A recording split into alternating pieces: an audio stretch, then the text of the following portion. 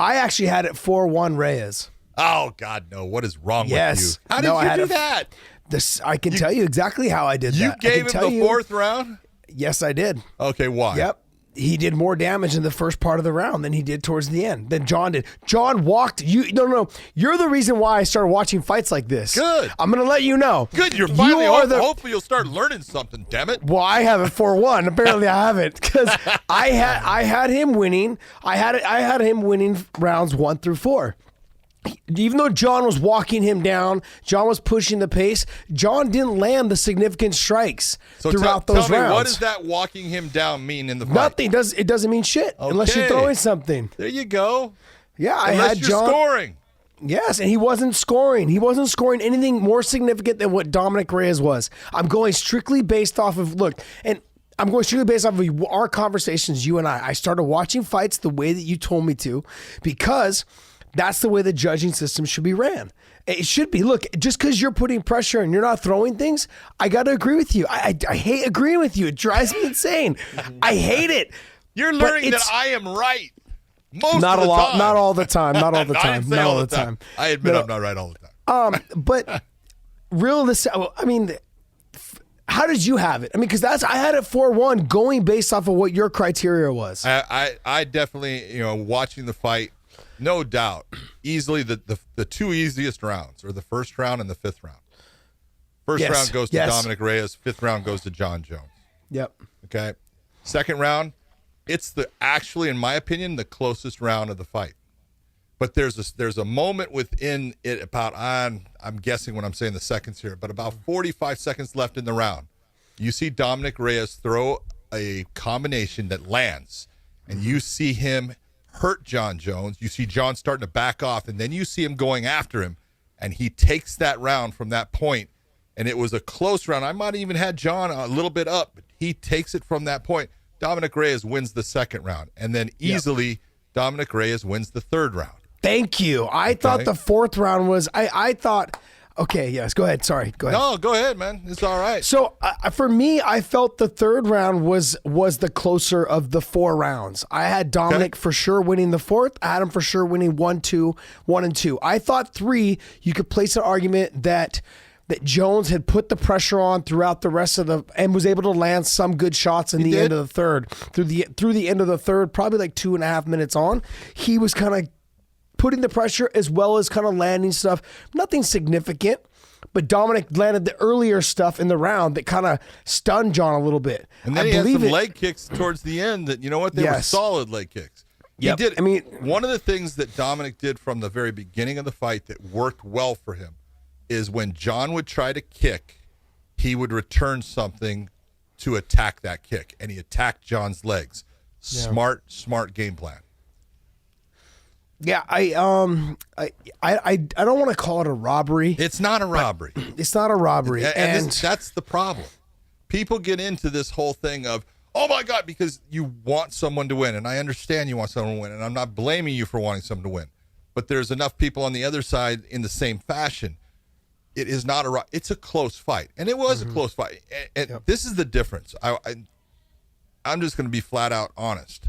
When it comes to Jon Jones, he's a different fighter right now than he was in the past. Now, not completely as far as, I know what you're going to say, and I love you for it, but he's obviously fighting the top of the food chain all the time. He's fighting really good guys. But if you go through Jon's career and you look at him when he was fighting earlier, obviously he was walking through people in the beginning, but he was walking through people even when he was at that championship level, and he fought guys, like Matyushenko, and he just crushes him, and he fights Brandon Vera and crushes him. And when he wins the title, he beats Shogun, and it was either the third or fourth round, with a TKO victory. And he was still crushing people. No one in all of those fights, Josh, no one won a round. Nobody won a round against him. Okay, that was the thing, is nobody was winning rounds. The first time someone won a round against Jon Jones was Alexander Gustafsson at UFC 165. I was at that fight. He won the very first round. I thought he'd lost the second. He won the third round. He was winning the fourth round when he got hurt. And that was the difference in that round, and that's why Jon ended up winning the fight. But no one up to basically Gustafsson had ever won a round. Now, a lot of people look at the Santos fight, and I can take you back to that and break it down. Jon ends up winning that fight, but Santos wins rounds. He won 2 of the rounds. Yeah. This is the first time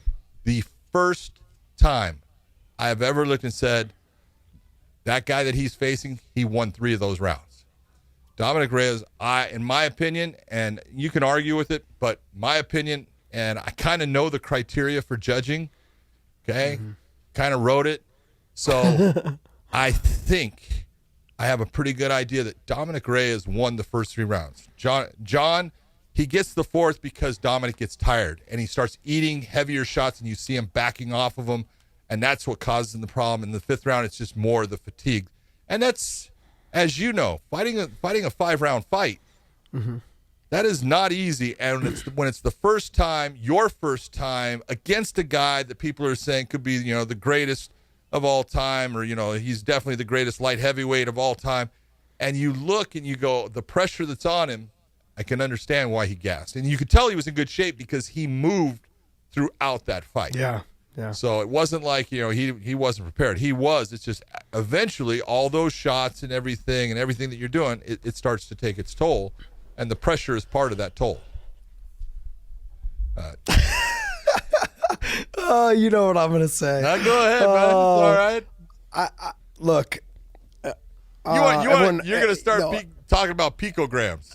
I mean, I kind of am a little bit. I mean, there has been definitely a discrepancy since his picograms accusations that hasn't been the same fighter. You saw his fight with Anthony Smith. He kind of just cruised, and maybe you can think Anthony never really put a whole lot together against him to make him really have to fight outside that. So I was like, okay, I'll give that a pass. And then Santos, when he fought him, Santos brought it and took it to him. He kind of tried to fight the same style of fight, which I understood. I was like, well, because Santos is so dangerous, like power-wise, you don't want to get caught up in that mix.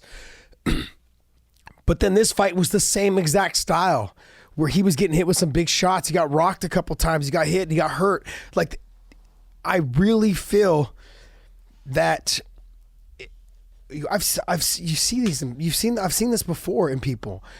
His explosiveness doesn't look the same. Remember the young one? Remember the young doesn't look the same. The strength, but also his creativity and his explosiveness, his confidence to do the things outside of what he knows may potentially work. His spinning back elbows was some of the first in the game. Yep. Like him doing those things. Before, he was willing to experiment and do that's.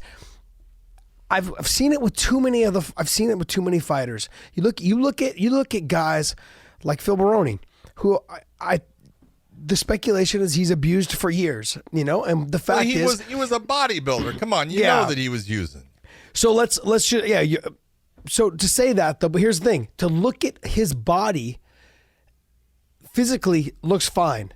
But the explosiveness of when you overuse something, or when you've used something for so long and now you don't use it, you see it in athletes all the time. They don't have that explosiveness anymore because they've used it all up when they were using whatever PEDs.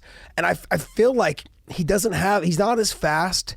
At 32 years old, I felt like that was still kind of like my prime. And I've seen guys, DC didn't even really start to get into the sport until like 30, 32.